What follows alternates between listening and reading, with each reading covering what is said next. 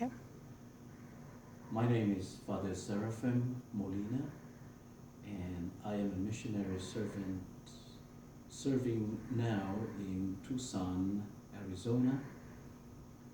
I am serving with the Tohono Atom and the Yaqui, a great people with rich and deep generosity coming from the wells of their tradition and of their culture and way of life.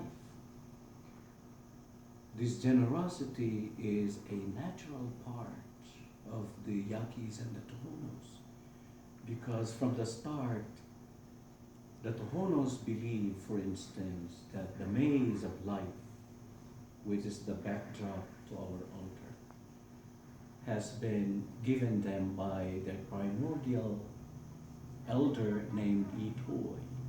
And he built this maze of life in order for the people to know exactly how to go in and out of their lives. But that he made sure that he would always inhabit the center because he will be there as a voice to them, coaching them and telling them how to go around the circles of life.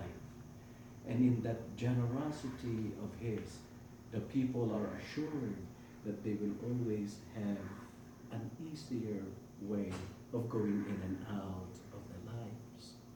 And if you look further into that backdrop of the altar, you will also find the maso, which is the little brother deer of the Yaquis. There's a story about this deer where one day, one night, a group of hunters came by the village to ransack and to attack the people. And Brother Deer heard that story. And so what he did in his mind, he said, I cannot allow my brothers and sisters to be killed. And so he went around and he distracted the hunters by dancing before them, and then later on by running around the village with them. And so the hunters pursued him in earnest too, until the whole village awoke and the whole village was alerted to this scheme.